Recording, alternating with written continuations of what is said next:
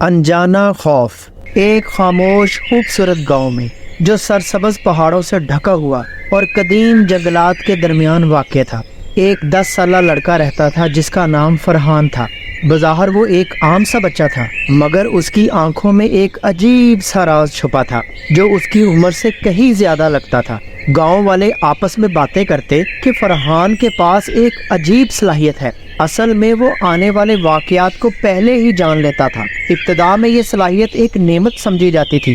وہ موسم کی پیشین گوئی کر دیتا، بیماریوں کے بارے میں اندازہ لگاتا اور حادثات کے بارے میں پہلے ہی خبردار کر دیتا تھا۔ پرنتو جلدی ہی یہ نعمت ایک خوفناک حقیقت میں بدل گئی۔ ایک شام جب آسمان پر کالے بادل چھائے ہوئے تھے، فرحان اپنے چھوٹے سے گھر کی کھڑکی کے پاس کھڑا تھا۔ کھڑکی کے باہر ایک پرانے اسٹائل کی چارجیبل لالٹین پڑی جگمگا رہی تھی۔ فرحان پہاڑوں کے اوپر رقص کرتے کالے بادلوں کا نظارہ کر رہا تھا۔ بارش بھی تیز ہو رہی تھی۔ اسے یہ سب دیکھ کر بہت مزہ آ رہا تھا۔ ٹھنڈی ہواؤں کا مزہ لینے کے لیے وہ کھڑکی سے باہر آ کر کھڑا ہو گیا اور موسم کو انجوائے کرنے لگا۔ موسم انجوائے کرتے کرتے وہ ایک گہری سوچ میں ڈوب گیا۔ ایسے میں اندر سے اس کی مما نے آواز دی، بیٹا فرحان اندر آ جاؤ، بارش بہت تیز ہے، کپڑے بھیگ گئے تو ٹھنڈ لگ جائے گی، کہیں بخار نہ ہو جائے، کل اسکول بھی جانا ہے۔ جیسے ہی فرحان نے اپنی مما کی آواز سنی، وہ فوراً ہی اندر آ کر اپنی مما کے پاس بیٹھ گیا۔ اس کی مما باورچی خانے میں کھانا بنا رہی تھی۔ وہ اپنی مما کو اسکول کی مزاحیہ باتیں سنانے لگ پڑا۔ اس کی مما اس کی باتیں سن کر مسکرا رہی تھی۔ فرحان کی ایک بڑی بہن یونیورسٹی میں پڑھتی تھی، اس کا نام عائشہ تھا۔ فرحان اپنی مما سے زیادہ اپنی بڑی بہن عائشہ کے ساتھ اٹیچ تھا۔ عائشہ نے پچھلے چند ہفتوں میں فرحان میں کچھ عجیب سا محسوس کیا۔ اس کا پہلے والا چنچل مزاج غائب ہو گیا تھا اور اس کی جگہ ایک عجیب خاموشی اور گہری سوچ نے لے لی تھی۔ لیکن جو چیز عائشہ کو سب سے زیادہ پریشان کرتی تھی وہ تھی آوازیں۔ کبھی کبھار رات کے اندھیرے میں وہ فرحان کو کسی سے بات کرتے ہوئے سنتی تھی، حالانکہ وہاں کوئی نہیں ہوتا تھا۔ ایک دن کیا ہوا کہ فرحان کی بڑی بہن جو گھر سے باہر لان میں کھڑی بارش سے لطف اندوز ہو رہی تھی، تو اچانک اس کی نظر کھڑکی کے اندر کچن میں کھڑے فرحان پر پڑی۔ فرحان کسی گہری سوچ میں ڈوبا ہوا تھا۔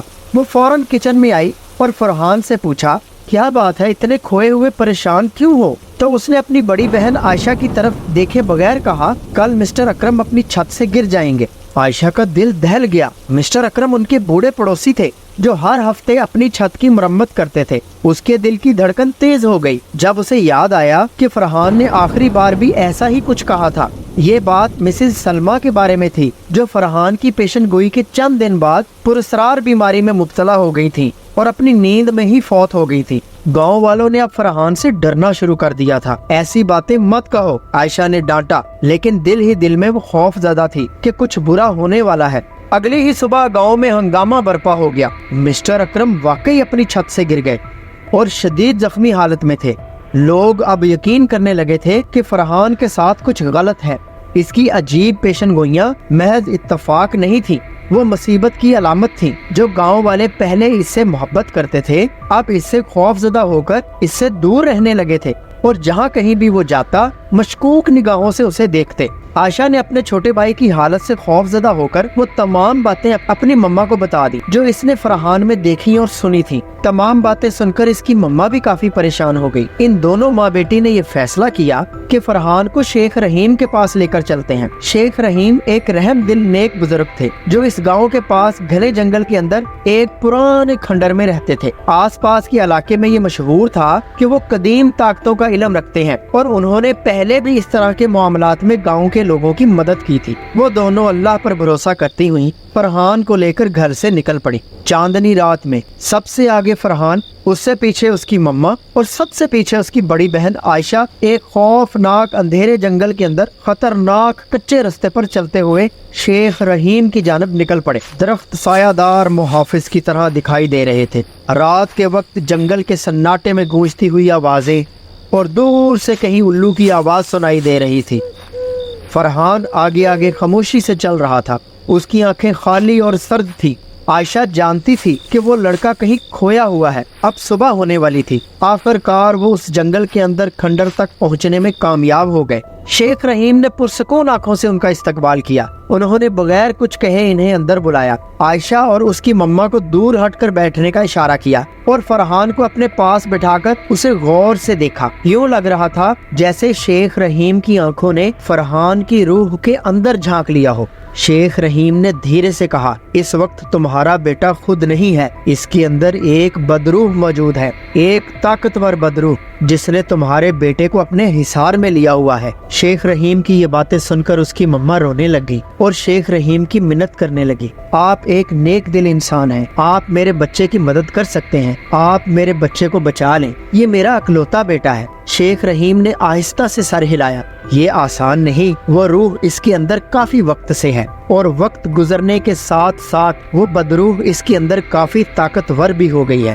بہرحال آپ روئیں نہ، اتنا زیادہ پریشان نہ ہو، اللہ پہ بھروسہ رکھیں، میں پوری کوشش کروں گا۔ جیسے ہی شیخ رحیم نے ایک قدیم زبان میں منتر پڑھنا شروع کیا، منظر بدلنے شروع ہو گئے۔ کبھی وہ خود کو موم بتیوں والے کمرے میں پاتے تو کبھی وہ خود کو باہر صحن میں بیٹھا ہوا محسوس کرتے۔ بہرحال ہر حالت میں شیخ رحیم نے اپنے منتر کو جاری رکھا۔ فرحان کا جسم اکڑ گیا اور اس کی آنکھیں پھیل گئیں جب اس نے اپنے سامنے پڑے پرانے شیشے میں کسی خوفناک چیز کو دیکھا۔ اچانک ایک خوفناک آواز اس شیشے سے نکلی، ہمیں چھوڑ دو۔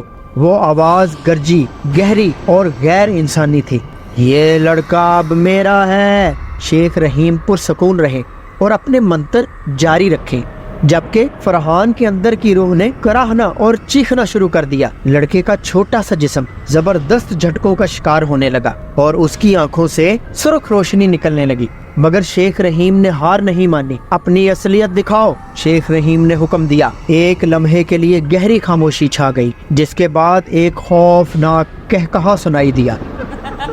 دھیرے سے ایک شکل ابھرنے لگی، یہ ایک بھیانک صورت تھی جو فرحان کو صاف دکھائی دے رہی تھی۔ اس کی آنکھیں بالکل سفید تھیں، آنکھوں سے خون رس رہا تھا، اس کی جلد ایسے جیسے دیوار میں دراڑیں پڑی ہوئی ہوں۔